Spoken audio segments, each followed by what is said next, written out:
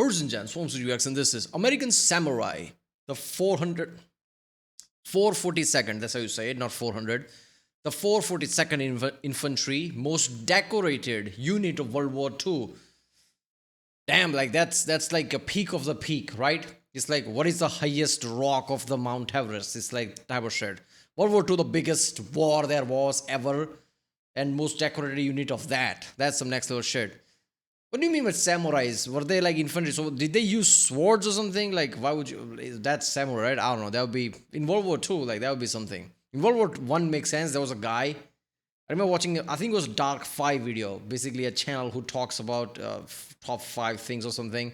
And I remember watching a guy that just like ran inside with a saber, where everybody was had some muskets and things. He went with a saber. Everybody thought I've also watched Count Dankula video on it. I don't know. It's been a while. So that was World War One. In World War Two, that's interesting. I missed, I think, also another video from Fatterson. This is like because of India-Pakistan thing, like, okay. And then I was watching some video about that, like somehow I missed Fatterson video. So this is the latest one. So let's do this one.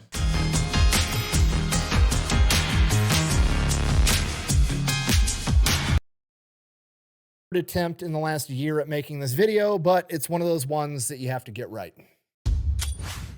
Today we're talking about America's samurai, the Nisei, the second generation Japanese Americans that comprise the 442nd Infantry Regiment and the 100th Infantry Battalion, aka the Purple Heart Battalion. Ladies and gentlemen, in World War II, America did what is, in my opinion, one of the most disgusting things that the American government has ever done. They signed an executive order suspending all of the constitutional rights of Japanese Americans and then forced over 120,000 American citizens into an internment camp for the duration of World War II for no other reason than they had Japanese ancestry. Despite that, the sons of these Japanese Americans Yeah, but they did the same thing after 9/11, right? Like anybody who even looked brown, doesn't matter if it's Indian or some Middle Eastern, like they just grab them for questioning.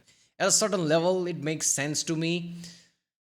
If shit is going down, if things are exploding around you, it's a next level war. Even if something doesn't make sense, you need to be careful about it, but it matters how you approach that, right?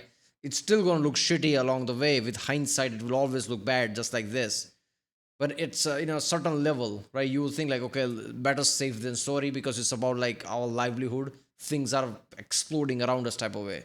So at a certain level, it makes sense. But yeah, it never is good when people's right, especially the people who have nothing to do with anything, their rights are like, destroyed like that. It's just like, okay, you have rights, you have freedom as far as things are going fine. As soon as shit becomes bad, your freedom goes away. That's not really right, is it? But it kind of makes sense. Americans not only volunteered to fight for America in World War II, they demanded and petitioned for the opportunity to do so. And not only did they fight, they became one of the most effective and decorated combat units in American history. And we're gonna get into it right after a word from our sponsor. This video is brought to you by Sundays. It's food for dogs. Isn't that right, Mushu? All right, okay. Calm down. Anyways, Sundays for Dogs is dog food that's made with a bunch of human ingredients like, actual meat and not, ground up cartilage and pig dicks. The food actually looks different. Like, it actually looks like beef jerky. It doesn't smell like a bunch of dehydrated dog food. It's air dried. It's made here in America. Mushu loves it, and it's pretty much the only thing he'll eat now. Nope. It's like all the other fancy dog foods with none of the downsides, right? You don't have to open a can every time you go to feed your dog. You don't have to stick this shit inside your refrigerator, and you can get it as a subscription service, so it just keeps showing up to your house, because at least for me, every time I had dog food on my grocery shopping list, I would always forget, then I had to make a trip just for dog food. So it's nice to have it just show up at the house. So if you want to give Sundays a try, I'm gonna have a link and a discount code down below. Let's get back to the video. I think the difference between dog food and human food is like dogs can eat a lot of fat. So usually dog food has a lot of fat in it compared to anything. I'm pretty sure that's the case. All right, our story begins on December 7th, 1941, when the Imperial Japanese attack America at Pearl Harbor. Okay, everybody knows what the attack on Pearl Harbor is, but what almost nobody knows about is the Niihau incident that happened directly after the attack on Pearl Harbor that would change the course of American history. During the second wave of the attack at Pearl Harbor, America was able to get some of their fighter planes up in the air and begin fighting back. Some of these American fighter planes were obviously shooting at the Japanese fighter planes, and one of these Japanese Zeros ends up getting shot in its fuel tank and leaks out a bunch of its fuel. The Imperial Japanese pilot Suganori Nishikaichi does the only thing he can do in that situation. He makes an emergency landing on what he believes to be a small uninhabited Hawaiian island known as Niihau. However, he was incorrect. The island actually had 135 inhabitants, 133 of which were native Hawaiians, and then there was one Japanese couple, Yoshi and Irene Harada. Now, Niihau is like 140 miles away from Pearl Harbor, so the residents of the island had no idea that Japan was actually attacking America. So when he first made this emergency landing, everybody was happy to help this guy. They thought he was just, you know, a pilot from a friendly country that needed their help. Then within a couple of hours, word had reached Niihau that America was under attack by the Japanese, at which point the Hawaiians did the appropriate thing. They took him as their prisoner, took away his guns, locked him up, and they were going to hold him for the American government to come and get him. All right, let me ask you this one time. What master do you serve? What master do I serve? What am I supposed to say, Jesus? But for whatever reason, Yoshi and Irene decided that they were sympathetic towards this Japanese pilot, so much so that they were actually going to help him break out of jail, arm him, and try to help him escape. It's a bold strategy, Cotton. Let's see if it pays off for him. This plan would ultimately be thwarted by the Hawaiians, primarily a man by the name of Ben Kanahele, who was a World War I veteran and rancher. When Ben Kanahele went to stop Suganori from escaping, Suganori shot him 3 times, at which point Ben Kanahele proceeds to pick Suganori up and throw him at a stone wall. His wife then bashes him in the head with a rock, while Ben pulls out his hunting knife and slits his throat, which I cannot stress to you enough is the most Polynesian American shit I have ever heard in my entire life. Homie gets shot 3 times, then proceeds to pick up the armed gunman and throw him at a wall like... I mean, Hawaiians, like, we know, you know, like, yeah. Most of people in, like, Pacific are like Hawaiians, Samoans, they're just like that, right? Like, they're just point blank badass at a certain level. He's the Incredible Hulk.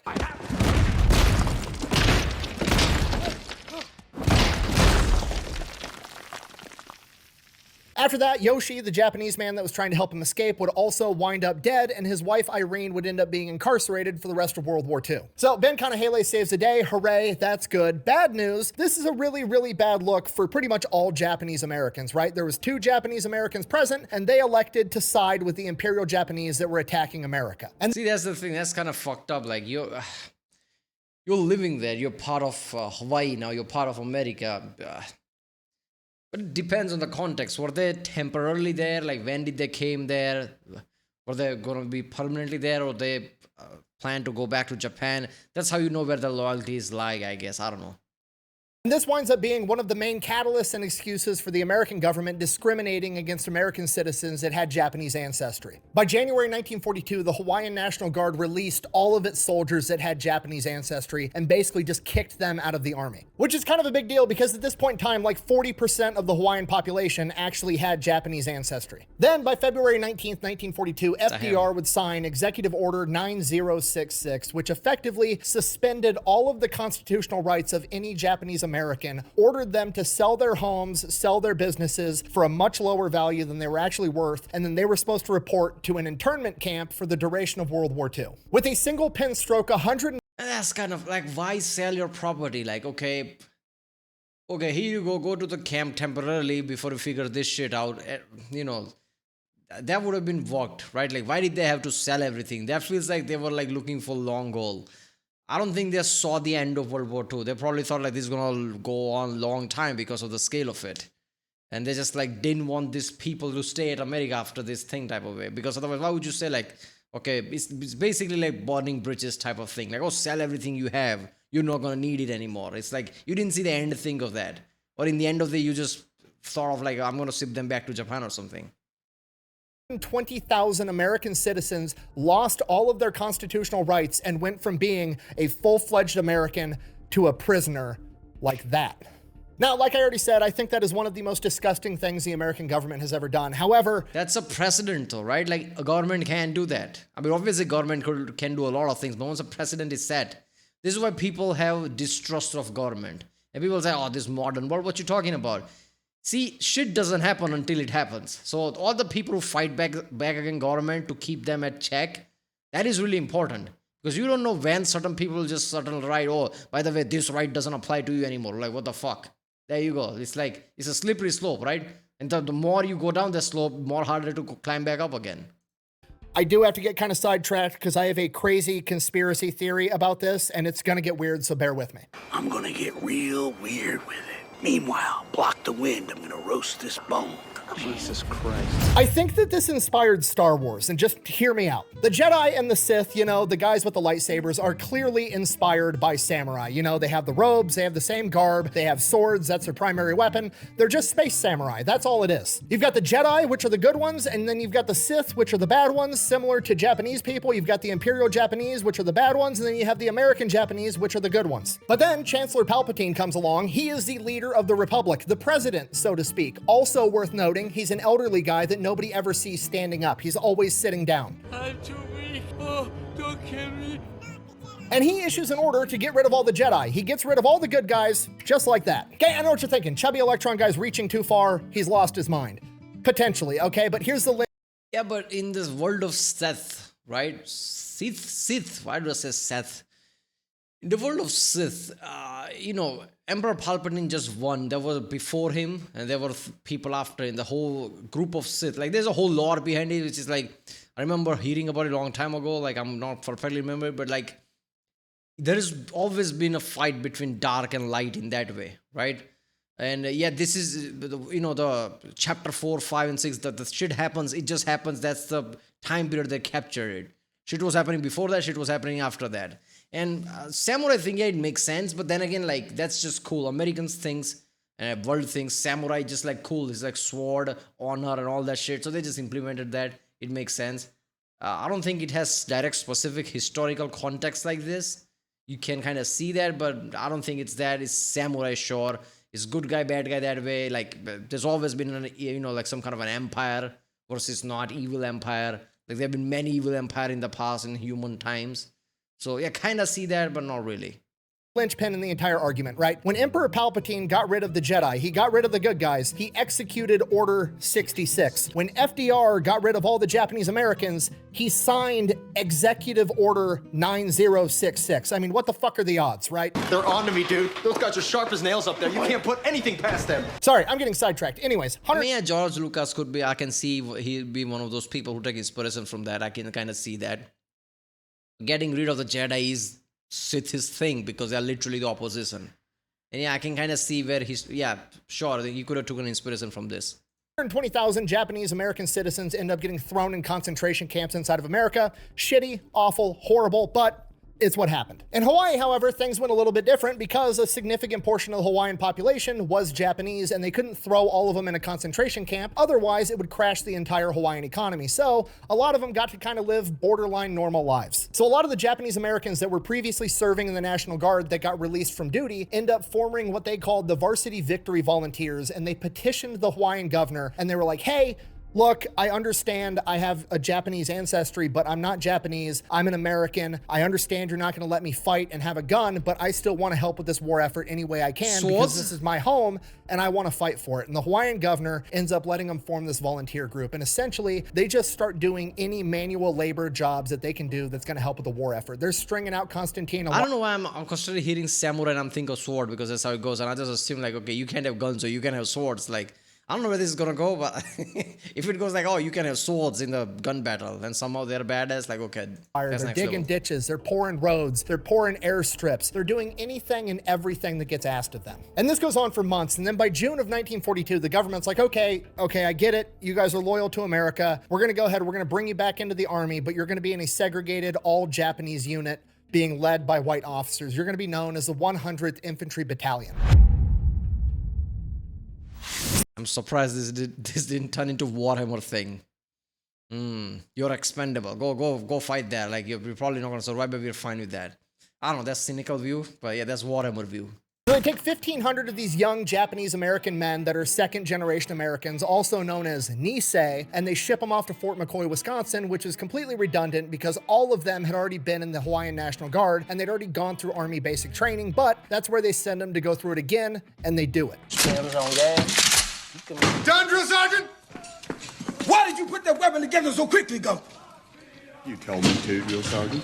And while they're there, the Niihau continue to prove that they are 1000% committed to America, despite the fact that America has given them every reason to not be. And they prove it not with just their general dedication to the task, but while they're actually there, the Army secretly sends in psychologists inside of their command structure to evaluate them, to see if they're lying, to see if they're actually dedicated to America. And all of the psychologists are like, yeah, these guys are 100% legit. They mean it when they say they're here to fight for America. On top of that, they go above and beyond when 5 Niihau end up getting awarded the Soldier's Medal because there was some civilians that went out on a frozen lake and the ice shattered and they were gonna drown, and these young Niihau went out and saved these civilians. In addition to that, 26 of them volunteered to go be bait for attack dogs when America was trying to train dogs to be able to sniff out Japanese people for the Pacific Theater. They were literally doing anything and everything that was asked of them, regardless of how shitty of a job it was. And somewhere along the way, it becomes clear to the chain of command, like, okay. I think they just understood all this shit. Like, okay, we need you to train this dog so they can find Japanese. Yeah, we are fighting Japanese. I guess it makes sense. In times of war, people are really understanding in a lot of places, right? Later on, you see like, oh, that's questionable. But at the time, they wouldn't question it because it just makes sense in that way.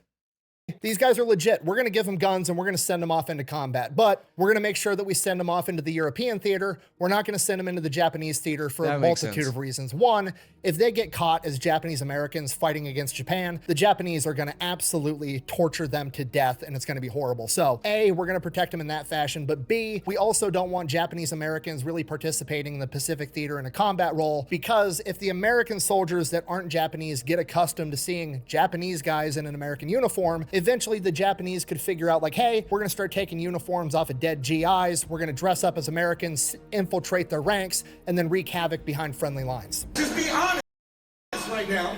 How confident are we that we're going to be able to know who's who, right? Like, it's going to be the Spider-Man meme. Like. So at this point, they send... That is so true. What if this American be like, oh, this Japanese shoot them. Oh, wait a minute. They were one of ours. Ah, fuck. You don't want to do that shit. Off to Camp Shelby, Mississippi for advanced infantry training, and then FDR announces that he's going to form an even larger all-Japanese Niihau regiment, the 442nd. Now, the American government is hoping to get 4,500 volunteers to be in the 442nd Infantry Regiment, which is kind of a big ask from a community of people that you've just taken all of their civil rights away and then thrown them in a prison. And not only do they end up getting 4,500 volunteers, they get over 10,000, which is absolutely insane, because I'm gonna tell you right now, if you incarcerated my entire family for no other reason than the color of their skin and then asked me to go fight in a world war for you, I would probably tell you to go fuck yourself. So all 10,000 of these dudes are far bigger men than me. Speaking of bigger men than me, one of the volunteers is a young man by the name of Daniel Inouye, who is currently in med school trying to be a... I think there is a certain element of like proving to people like we as a group are good. So when all this shit dies down, the American Japanese gets respect. So their respect was on the line. So they wouldn't think all that. They would like, oh, we need to prove it now. So let's fight for the war. It's commendable, isn't it? Because I can see easily most people say like, fuck you, I'm not doing this. Doctor. When Pearl Harbor happened, he ran to the nearest Blue Cross aid station and started working around the clock treating the wounded. And he's been volunteering at aid stations and hospitals for months while also going to med school ever since Pearl Harbor happened. So when he goes to the draft board tells him like, no, you're too valuable where you're at. You're going to go off and become a doctor. On top of that, you're already doing a bunch of work for us stateside. We don't want to send you off to combat. So he's like, okay, I'll be right back. He leaves, drops out of med school, tells the hospital he's not coming back to help anymore, and then goes back to the draft board and is like, I just quit my job and I dropped out of med school. Fucking send me. So they end up sending him, and he ships off with the rest of the 442nd Infantry Regiment for basic training 2 days later. While the 442nd ship off to get their training started, the 100th Infantry Battalion is finishing up their advanced training at Camp Shelby, Mississippi. They are seriously, man, let's talk about this shit right here, started right? The 100th Infantry... Look at this. How many of you people can grab from the street right now? Doesn't matter how even the people like me who goes to gym and shit can just do this. Oh, let me get my bearings first and this and that. Like, I don't know. No way. Like, look at how fast they move. Look at that. The battalion is finishing up their advanced... You think I was just crawling? It should be easier. No, it's not. That crawling is not that easy. Training at Camp Shelby, Mississippi. They are then sent off to North Africa, and they get there in September of 1943. So they land in Oran, which is a major port city in Algeria, and from there they get attached to the 34th Infantry Division, aka the Red Bulls, in particular the 133rd Infantry Regiment, aka the Iron Men, which, cool part, That's my old unit. Not so cool part. The commander is kind of a dickhead because when he has his greeting speech to the 100th Infantry Battalion, he openly refers to them as the guinea pigs from Pearl Harbor. And not that I'm trying to defend Commander Mark Clark for calling them guinea pigs, I'm absolutely not. But to put it into a little bit of context, a lot of people have a lot of doubts that the Niihau soldiers are going to be effective on the battlefield, okay? The average Niihau soldier at this point in time was between 5'4" and 5'6" and weighed somewhere between 120 and 140 pounds. And they just got attached to the 34th Infantry Division, which is based out of the Midwest, okay? The 34th Infantry Division, by and large today, but especially back then, was almost nothing but 185-pound corn-fed white boys with machine guns that grew up on a farm. So they're looking at these dudes with a smaller stature like, what do you guys really think you're going to do on this battlefield? Why are you even here? Look at that. He's making me cry. If the Niihau want respect, I don't know, have grit, know how to like stand your ground, have honor, and know how to use guns. I get it, like physical element matters, but like we have guns now, right? Like around this time, so yeah. And there's a reason, like you're fighting Japanese and fight didn't end in a day. Yeah, they can do a lot. they're going to have to prove themselves. And from the second they step foot in combat, that's exactly what they did, because they started kicking ass right outside of Salerno, Italy, when they first saw combat. For their first week of combat, they drove the Germans back 15 miles per day, every single day. These guys were fearless on the battlefield. In a matter of a couple of months, they had completely changed the opinions of absolutely everybody that encountered them. Mark Clark, the same commander that referred to them as guinea pigs, sent a note up the chain of command saying, hey, when that 442nd Infantry Regiment's done training, I want them too. These Niihau fighters are fucking awesome. When the Des Moines Register, the biggest newspaper back home in Iowa, wrote an article being critical of the Niihau being attached to the 34th Infantry Division, the members of the 34th Infantry Division wrote a letter to their editor. And I quote, "We're Iowa boys of the 34th Division. We have fought side by side with the boys of Japanese descent. We know plenty of folks that call themselves Americans that have done much less to prove they give a hang about their country. There have been times when these Japanese, as you call them, have saved many lives, only because they have proven themselves better Americans than some that were not of Japanese descent." So not only are the Niihau of the 100th Infantry beating the Nazis, they are also winning over hearts and minds left and right, and they're just getting warmed up. But technically the USA of the America in this way is like mostly European, right? English, Irish, Italians, a lot of Europeans. Japanese just came later. Otherwise they are just wanna like, that's who America is. They're most of America right now is not Native Americans, right? They're mostly Europeans and different places, right? Japanese just came later, I guess. All right, by January of 1944, the 100th and the rest of the Allied forces have advanced through North Africa, and they have come up to the German Gustav Line. The Gustav Line is effectively the line in the sand that Germany has drawn, where they are not going to let the Allied forces advance past this point. It is heavily fortified, they have the high ground, they have all the advantages, and they are going to fight tooth and nail to not let Allied forces penetrate through this line into Europe. And one of the most vital areas of the Gustav Line is where the 100th Infantry is at. It's at Monte Cassino. Cassino is a small town, and then above it on a humongous hill overlooking the town is an old monastery that the Germans have turned into a massive fortress. And not only that, they went and chopped down all the trees on the hills and the ground in front of the monastery, knocked down all the buildings, so there's absolutely nothing to provide cover or concealment in case they assault. So you're pretty much running through an open field uphill into German machine gun fire if you try to take this position. And that's exactly what America's going to do anyways, because it's the only option. And because the 100th Infantry, which I'm now going to refer to by their nickname, the One Puka Puka, because it's easier for me to say, has developed a reputation for being both fearless and willing to take on any challenge, they are selected to lead the first assault on Monte Cassino. January 17th, 1944 at midnight, Alpha and Charlie Company of the One Puka Puka are going to take off, advance up this hill. They fight all the way up this hill and make it to the outer stone walls of this monastery, where they get pinned down and they continue to fight all night long. They're taking heavy casualties. What does that even mean, fight? Does that mean like just charge them? I guess if you're gonna die, you're gonna die, because they destroyed all the woods, all the buildings. It's literally a hill, open hill. The Germans can just use machine guns. How are you gonna evade that? That's some, like, too many situations in wars have happened like that, where like if you die, you die. Like, holy shit, that's insane. casualties. They're running out of ammunition. It is straight up not a good time. They need more ammo. But now it's broad daylight out, so they're gonna have to send in reinforcements. So they send in Bravo Company of the 1 Puka Puka. But if they go out in broad daylight up this hill with no cover, they're gonna get absolutely mowed down. So they drop a bunch of smoke. Bravo Company starts advancing through the smoke, and then the wind shifts and blows all the smoke away, and they get just utterly destroyed. Of the 187 men of Bravo Company, only 14 of them end up making it to the wall. After taking that many casualties and running out of ammunition and having fought all night already, they are finally Near 200 people, only like 15 left. Imagine the scene. God damn, imagine the 15 people and their mentality.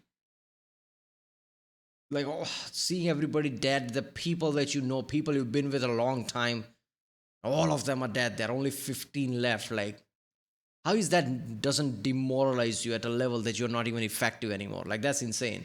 See, the times like this, it really makes you, like, paints the picture, like how human, I don't know how to say this, human aggression a bit, right? And human patriotism, I don't know, like something like that just like comes on top of human nature. Because you would just common sense think like, oh, all the night, that would be demoralizing enough. That you're basically just distracted. You can't be effective. You can't do, like, you're just, like shaking and everything. But no, you have a job to do. ordered to withdraw. A couple of weeks later, the Allied forces launch another major attack on Monte Cassino and the Gustav line. This time, the 1 Puka Puka is ordered to take Castle Hill, a neighboring hill to the monastery that's of vital importance to be able to cut off support. The Niihau actually managed to fight their way up the hill and take the top of the hill, and they managed to hold it for 4 straight days, fighting their asses off. But then eventually, the flanks of the 34th Infantry end up collapsing, and they're about to get completely surrounded and stuck on top of this hill, at which point they are ordered to withdraw again. By this point, the 100th Infantry Battalion has lost 50% of their men, and they are ordered to the rear where they can recuperate and pick up reinforcements to replenish their ranks. People start referring to them as the Purple Heart Battalion and the Little Men of Iron, a play on the 133rd Infantry Regiment's Iron Men nickname. After a brief recuperation, they are then sent to a different spot on the Gustav line near Anzio, and this spot of the line is essentially World War I-esque warfare. Each team has their trench, and there's just no man's land in between. For 2 months straight, all they do is sit inside their trenches and their foxholes. They fight all night and they sleep all day. The 1 Puka Puka starts referring to it as Dracula days. They sleep during the day, they draw blood at night. While the 1 Puka Puka is there is a third major attack on Monte Cassino by other Allied forces that also fails. At this point, the chain of command's getting restless, they're pissed, they need to break through the German Gustav line, and eventually they come to the conclusion, fuck it, we're just gonna pick a point where we're gonna attack, and we're gonna hit that singular point along the line with absolutely everything we've got. The problem is, the Germans have massive tank units in the area too, and they need to know where those tank units are, because if they decide to attack at a singular point, and that's the point where there's a bunch of German tanks, it's not gonna go that great for the Allied forces. So they need to figure this out, otherwise this is gonna be a humongous gamble. At this point, a member of the 1 Puka Puka steps forward and goes to the chain of command because he's got an idea, and that man is Lieutenant Young Oak Kim. And Young Oak Kim is already a complete badass. He's already earned a Silver Star and a Purple Heart, and he's coming to the chain of command with this crazy idea. But what's most interesting about Young Oak Kim is he's one of the very few people in the 1 Puka Puka that's not Japanese. And that's because he's an officer, and typically the officers were white men, but in Young Oak Kim's case, he was Korean. Now, as I'm sure you can imagine, the I didn't want to say it, but yeah, just like Young Oak Kim sounds like a Korean name, not a Japanese one, but yeah. Not just because of Kim, by the way.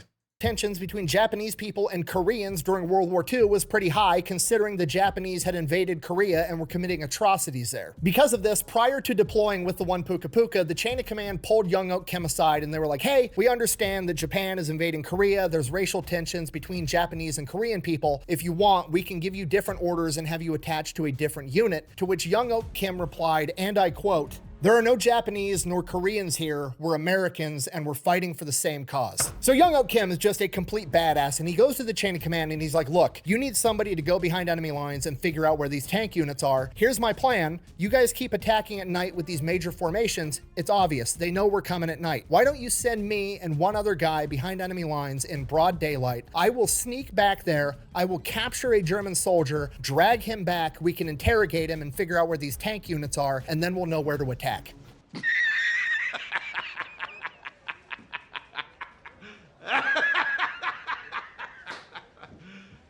You serious? Okay, now right out of the gate, that's kind of a stupid idea, right? You're really gonna go behind no man's land, capture an enemy soldier, drag him back without getting caught and killed, but the Allied forces are desperate. Well, a Solid Snake. This is Metal Gear Solid. You're not gonna sneak past that. Where's your wooden box? Yeah, this is not gonna work. So they're like, you know what? It might work, and if it works, it's not that stupid. They give him the green light, and he sets off to do it. May 16th, Lieutenant Kim and PFC Irving Akahoshi crawl through no man's land through an open wheat field in broad daylight, crawl all the way behind enemy lines where they find a German unit that had been up all night manning their machine guns. They then stalk them further behind enemy lines and watch them as they eat dinner, breakfast, whatever they're eating at this point in time.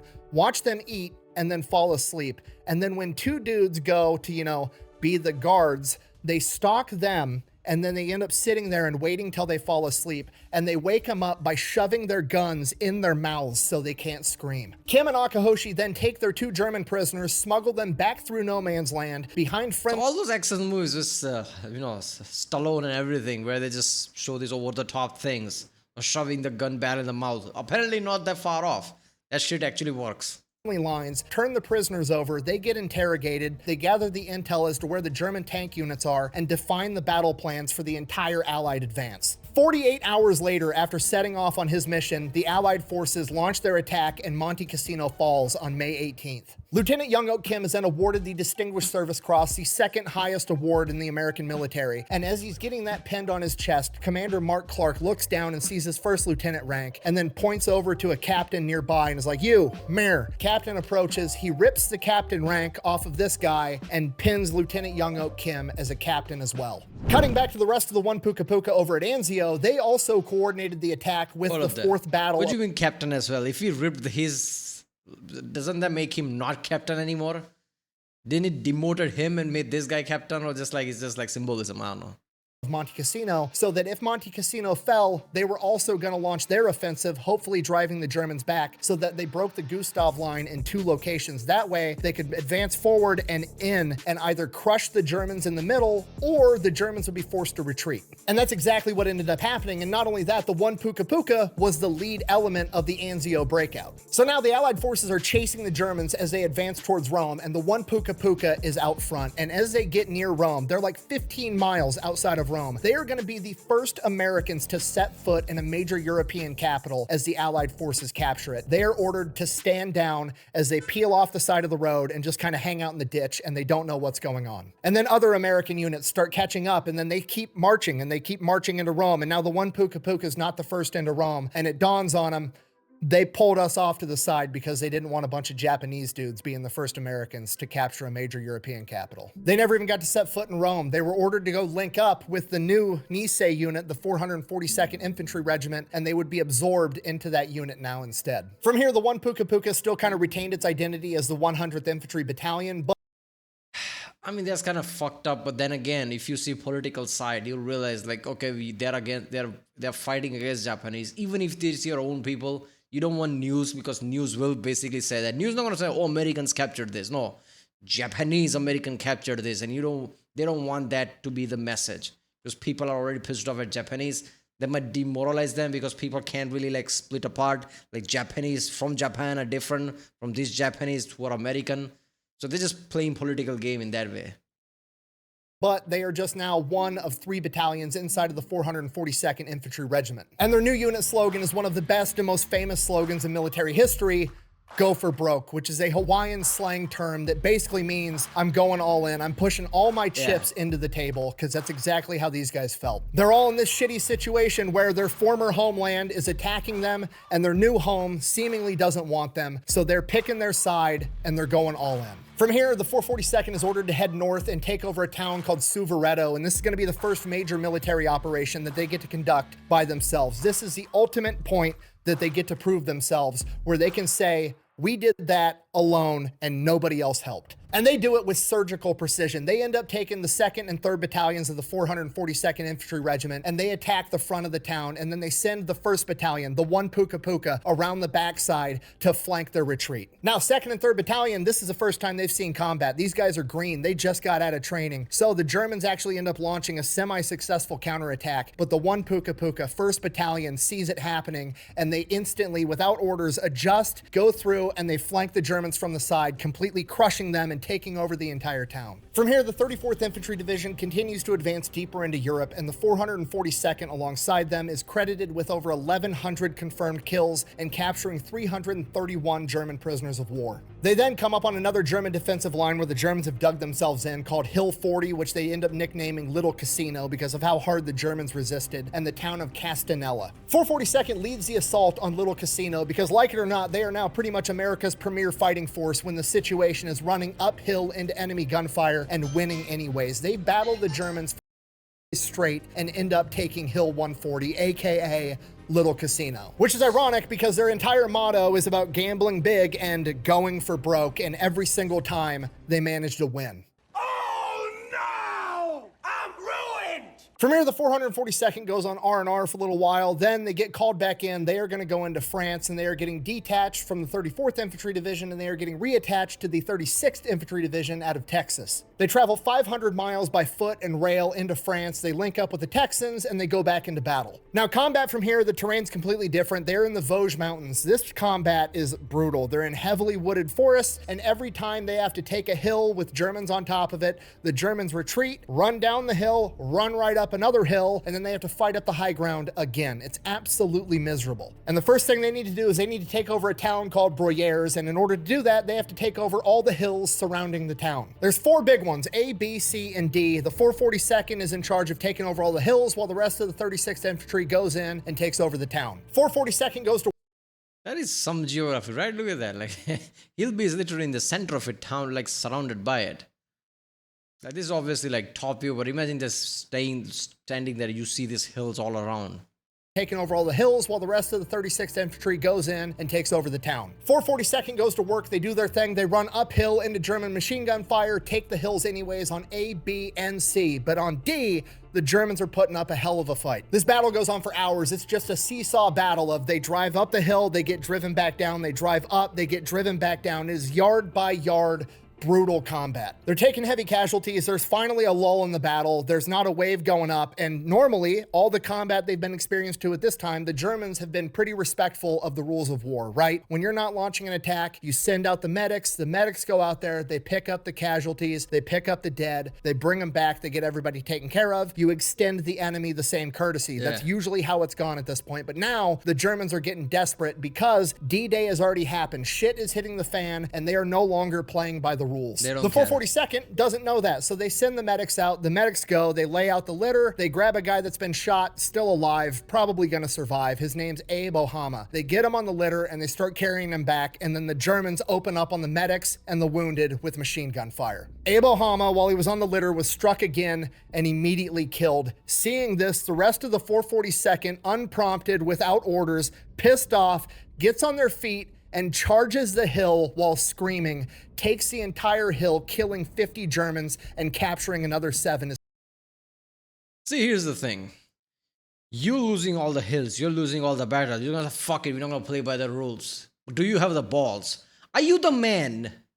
You're no longer the man anyway because you're not as driven as other people are. This is not the time to, let's just say, kick somebody in the balls or do the eye poke in the wrestling terms. Because other guy will basically grab you and throw you over the hill, which they fucking did. You're gonna attack our medic? Fuck this. And it says they just swarm the whole hill. There you go. So all they did was just like accelerate their demise. That's just insane. As POWs. The 442nd has just conducted what is very reminiscent of a Japanese bonsai charge, and it's practice that they're going to need for later. From here, the rest of the 36th Infantry goes in, they take over Broyers, and the 442nd renames Hill D Ohama's Hill.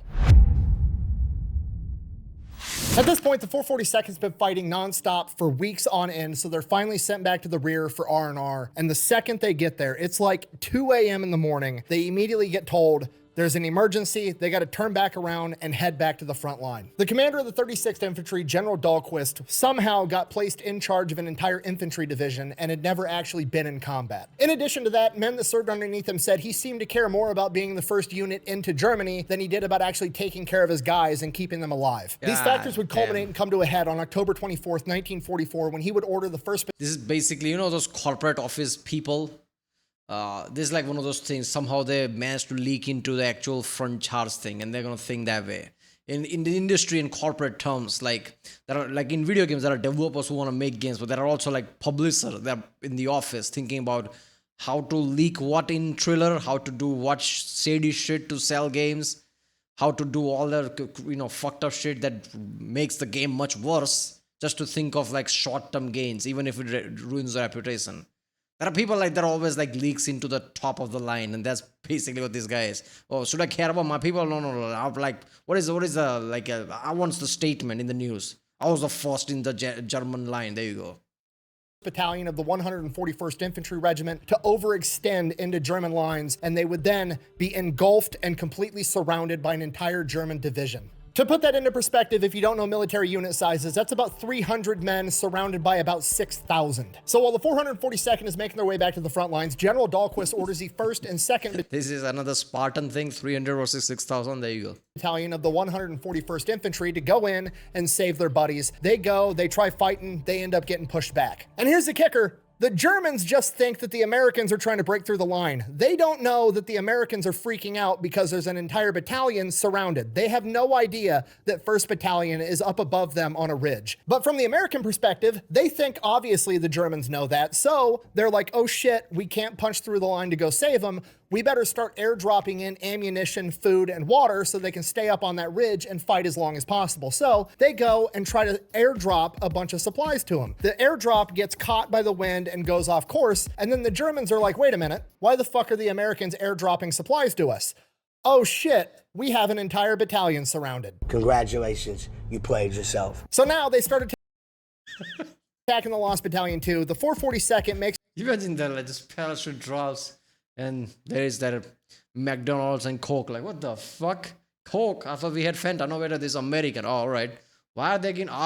we have people surrounded there. To the front line on October 28th. Now, in hindsight, some of the Niihau feel they were sent in particular because they were deemed expendable, and if they all died, it wouldn't be that big of a deal. However, a lot of the other Niihau like to believe they were sent in because they were the best. So the 442nd goes in, and it is absolutely brutal. The Germans have minefields all over the fucking place. They have fortified machine gun positions. So the Lost Battalion's up here. The 442nd has to approach from here. There's the German line. Oh, look at that. 2nd Battalion, 3rd Battalion, German forces just basically swarming there, and the Lost Battalion here. This could be a movie.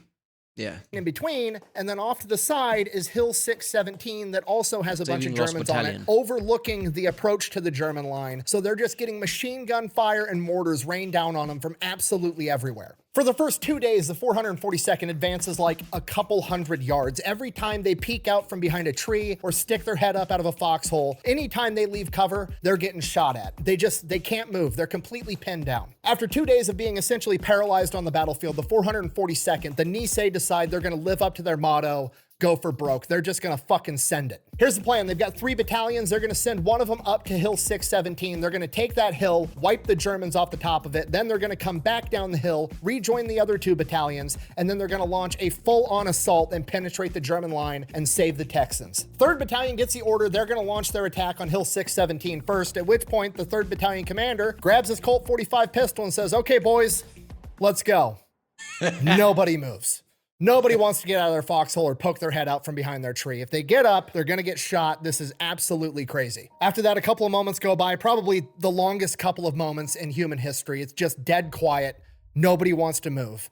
And eventually, 2nd Lieutenant Edward Davis, the last officer in his company, stands up and gets on his feet as all the other Niihau are looking at him like he's crazy. And he turns to his highest ranking NCO, Sergeant Kohashi, and asks him, doesn't order him, he asks him, will you go with me?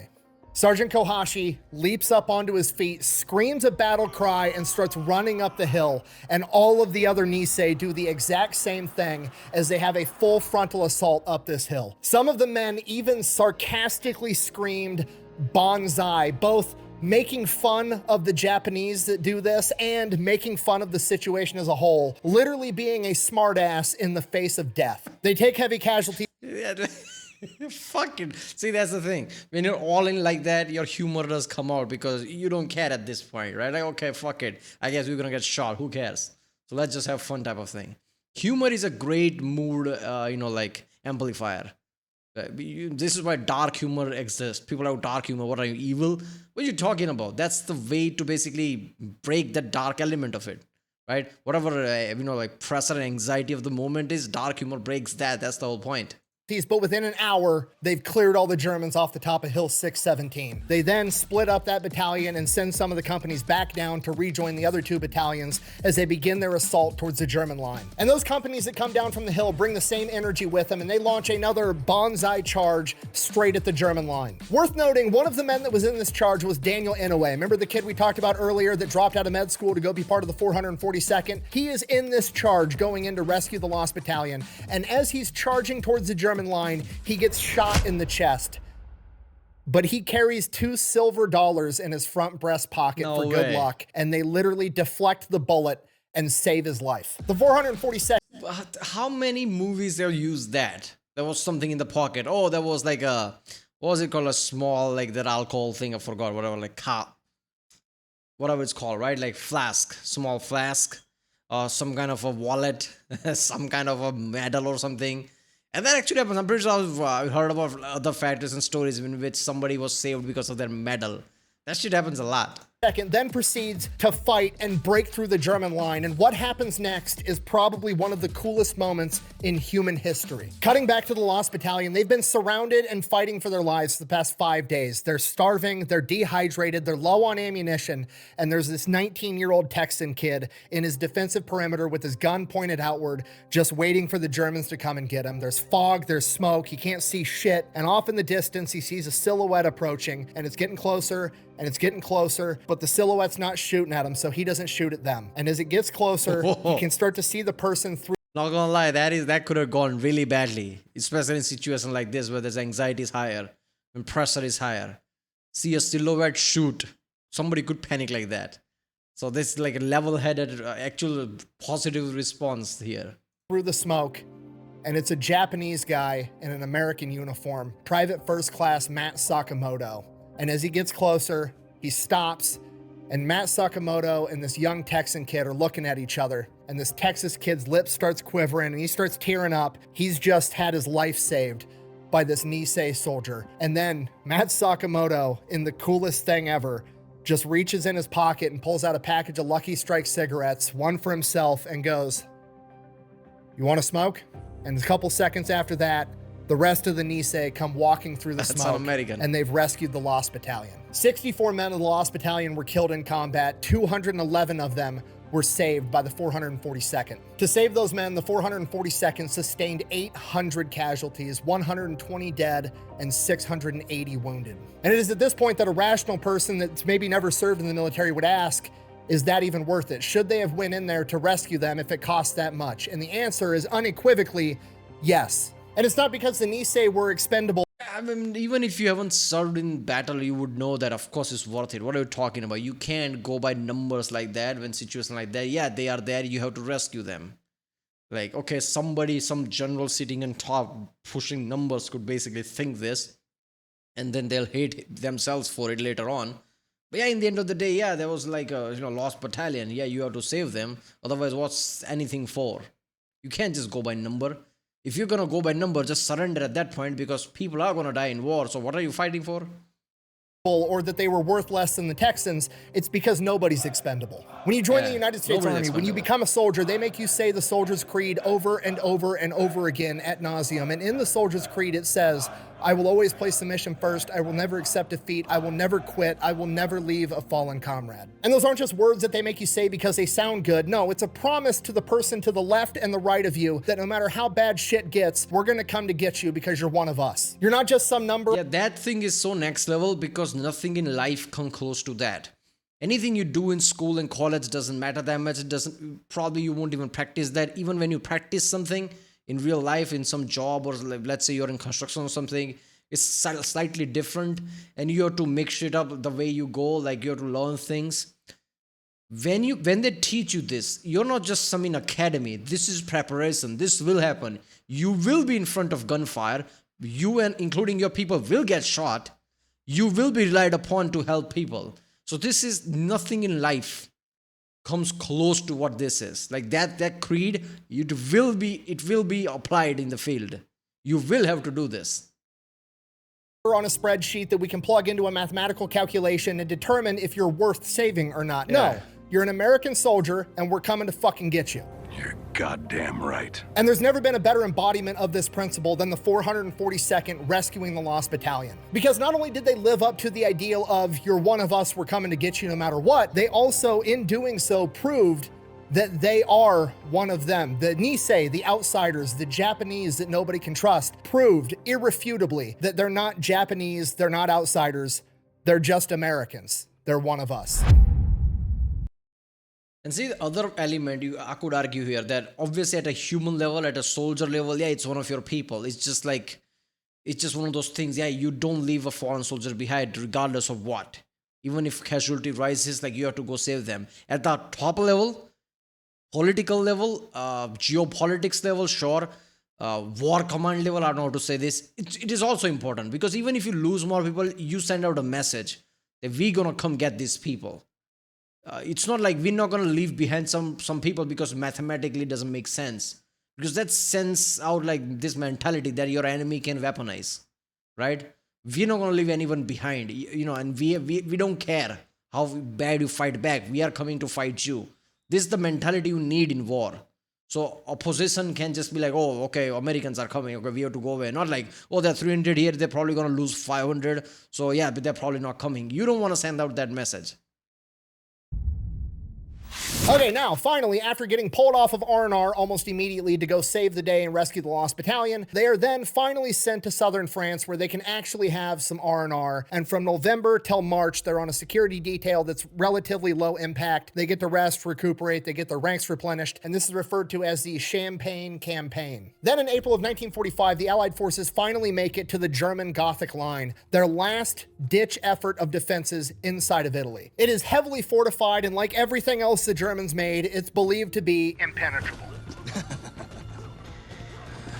That's actually hilarious. So the Allied forces called up the A-Team. They bring in the 442nd. Nothing has fucking stopped these guys yet. This probably isn't going to stop them either. And because they're the best guys, they're going to get the toughest mission. They are assigned to attack one of the mountain strong points of the entire Gothic line. Literally, the most impenetrable part, that's where the 442nd is going to attack. Now, the reason the chain of command did this is they wanted to use the 442nd as a diversionary attack, right? They're going to have the 442nd attack this super strong point. That way, the Germans are going to send all of their reinforcement troops to this strong point to hold that point, right? And then once all the reserve troops are there fighting the 442nd, because these guys aren't going to give up, and hell, they might win anyways, they're going to be able to attack a weaker part in the Gothic line and punch through. However, nobody told the 442nd that, so the 442nd treats it not as a diversionary attack, but as a main attack, and they punch through the strongest point with reinforcements anyways in a single day. You planned.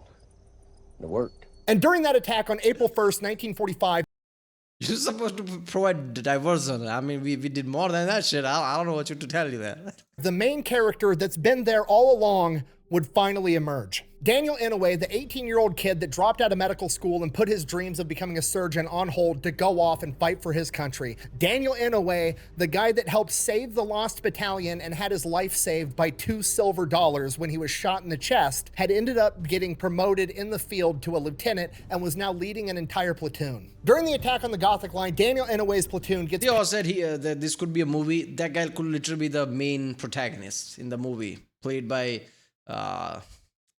who's I'm thinking of? I'm thinking of a guy, but I'm not remembering his name. But yeah, it could be played by that, and just like that's the movie. Pinned down by 3 German machine gun nests with MG-42s, the most terrifying machine gun of World War II. With his entire company pinned down, Daniel decides that he's going to live up to the unit motto of go for broke, and he's going to do some gangster shit. Advancing by himself, he gets shot in the stomach, fights through it, gets to the German machine gun nest, hits it with a grenade, blows it up, immediately shifts to go to the next German machine gun nest, makes it all the way there, throws another grenade in that one, takes out the Germans there as well. He then crawls up to the 3rd German machine. How is he not bleeding out though? If he got shot in the stomach, he's doing all this like adrenaline stuff which increases your blood flow. How is he not bleeding out? Machine gun nest, gets within 10 yards, grabs his grenade, pulls the pin. He's just holding down the spoon, winds back to throw it, and the German inside the nest shoots him with an anti-personnel grenade that hits him directly in the elbow. He was so close that the grenade didn't have time to arm itself, and it is just the blunt force trauma of a massive grenade flying at him that severs the majority of his arm. His men immediately leap up to help him, but he screams at them to stay under cover because he's worried that that arm that he's not in control of anymore is gonna relax and let go of the spoon on that grenade and kill him and even more of his men, so he orders them to stay back. In his own words, and I quote, "I looked at my right hand and it was gone. The grenade was still there, clenched in a fist that suddenly wasn't a part of me anymore. I pried it out with my left hand and threw it." That grenade hits its target, and Daniel Inouye has just taken... I don't know how... how do you overcome your own central nervous system? That's some next level shit. When your arms get severed like that, your body goes into some form of shock. You're having level mind even then, worrying about other people and actually doing that shit. I mean, I heard of adrenaline having that effect, and I don't think science has studied that yet. I mean, how would you? You have to be in the action in order to study that. But that shit is next level every time I hear it. Taken out a 3rd German machine gun nest, both left-handed and single-handedly, literally. He then gets to his feet and continues advancing on the German position, killing at least 1 more German with his Thompson submachine gun before getting shot in the leg and collapsing to the ground unconscious. He then wakes back up flat on his back, looking up at his men who are looking down at him, and he hits them with the hardest line in military history, and I quote, "Nobody called off the war," literally telling his dudes, quit worrying about me and assault the fucking objective. Boys, bring on this fight. And as if that wasn't gangster enough, Daniel Inouye is then rushed to the rear where he receives emergency medical treatment and has to get his arm amputated in the field completely sober. He had already received too much morphine in the field, they couldn't give him any more without killing him, and they don't have anesthesia on the front line. Oh, that does make sense. If he was like full of morphine, yeah, I can see how it's literally central nervous system, what is it, depressor, oh, why am I forgetting name? Central nervous system depressant or something like that, right? It's literally that. Wait a minute, I forgot what the fuck that was. Yeah, central nervous system depressant. That is what that whole chain of things are, right? From tramadol to all the way to a thing. I don't know if I can say the name yet, but those things, right? Opiate, yeah. So those things are literally central nervous system depressant. So it kind of makes sense if his hand was even like completely cut down, he could like process like that. Lines in World War II, so they just had to cut it off while he was awake. While that's going on, Inouye's men and the rest of the 442nd go on a German ass-kicking extravaganza. Over the course of the next week, they liberate like 5 towns, a concentration camp, they secure key roads, they cut off German supply lines, they're forcing Germans to surrender left and right. The 442nd is advancing so fast that American supply lines can't even keep up, and they're forced to operate on whatever they confiscate from the Germans that they kill or surrender to them. Then on May 2nd, 1945, the German forces inside of Italy surrender. 5 days after that, May 7th, 1945, all of Germany surrenders, and World War II for the 442nd is over.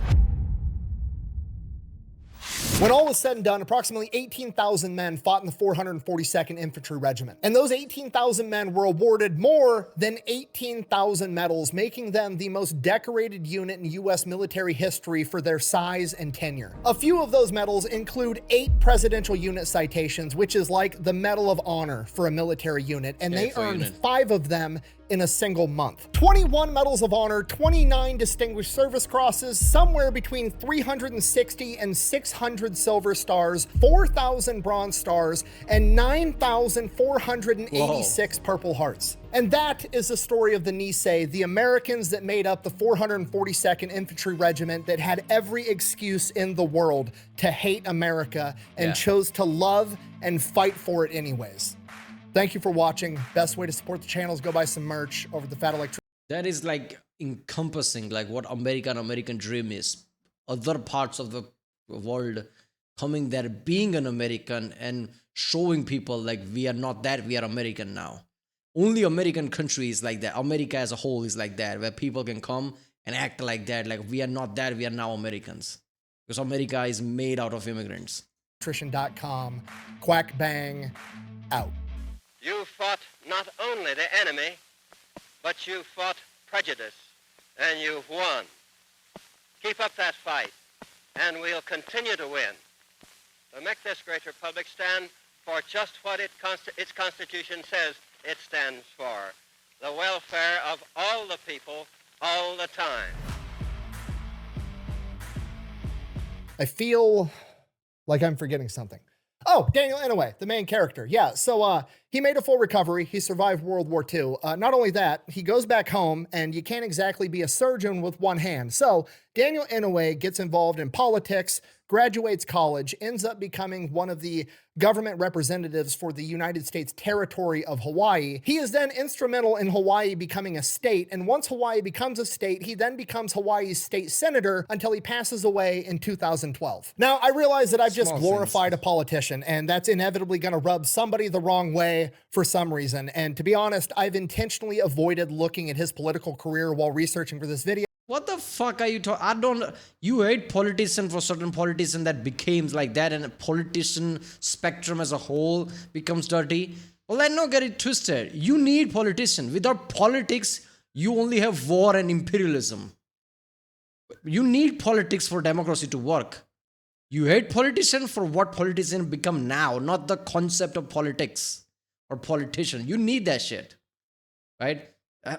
I mean, so yeah, all the people who like rage comment in his channel, I don't see comment yet. I'm sure somebody would have, oh, why you glorifying politician? Come on, man. I genuinely have no idea right now whether that man was a Republican, a Democrat, an independent, something in between. I have no idea. But here's what I do know. Regardless of what his politics were, I have the utmost confidence that that's the type of dude that I want in a leadership position, because at the end of the day, I have absolute confidence that he wants what's best for the country and not what's best for his party, which is extremely hard to find in a politician. So yeah, thanks for watching. I really hope I did that story justice. See you later. On the day I left to put on the uniform, and so he accompanied me on the streetcar, sitting side by side, and both of us looking straight ahead, and nothing is said until we get close to the destination, when we know that the streetcar is going to stop. He clears his throat and he says, "This country has been good to us. It has given me jobs. It has made it possible for you to go to school. We have lived a good life. We owe a lot to the country. Therefore, if you must give your life, so be it. But whatever you do not dishonor the family, do not dishonor the country." It appears that this was an important part of the Niihau's, as you put it, value system, because I recall very vividly the night before we began our first attack. So that following morning, I sat down and said, "By the way, what were you people thinking about last night? I'm just curious." After a while, one of them popped up and he said, "I was praying that I don't be a coward." And the next one said, "Yeah, I was thinking about the same thing." Everyone said the same thing in different ways. Do not dishonor the family, right? So here, these are the men who work in the plantations, who work in the fields, men who volunteered from the camps, you know, because they were a mixture of Kotonks and us. And every one of them, whether they were in Montana, Wyoming, or Arizona, or Honolulu came out with the same thing. Okay, damn, that's yeah. But I mean, I was about to say that, like, the reason why Japan was such a hard to fight and they needed nuclear weapons in the end, because they were ready to fight to the last man. It was about honor and things, right? At certain level. So this same Japanese descent people, same kind of mentality, right? Do not dishonor your family. Do not dishonor your country. Yeah, they're gonna be too intense on the battlefield, right? So yeah, of course, they were going to turn out to be badass. So you basically had like that Japanese element and certain American element infused, and that's what you have these nieces, right? So that's some next level shit. And when it comes to this guy, right? All the shit he has done, when you hear about it, like, oh, what, war stopped just because my hand is blown up and I got shot 3 times? Go ahead, go with the battle. Yeah, that guy, when he becomes politician, you don't need to worry about if he's liberal or Republican or what the fuck he is. Like, whatever he's going to do fine, right? So at that point, it doesn't matter. And the whole hate of politician is completely understandable, but let's get one thing straight. Politics is important, right? And someone like that becoming politician is what, like, basically he made Hawaii. He was one of the guy who was instrumental behind Hawaii being a state. So this small thing is there, just did all this World War II thing, and small thing made Hawaii a state. Of course he did that. But that shit is important. Alright, well, if you like my next video, subscribe, and I'll see you next time.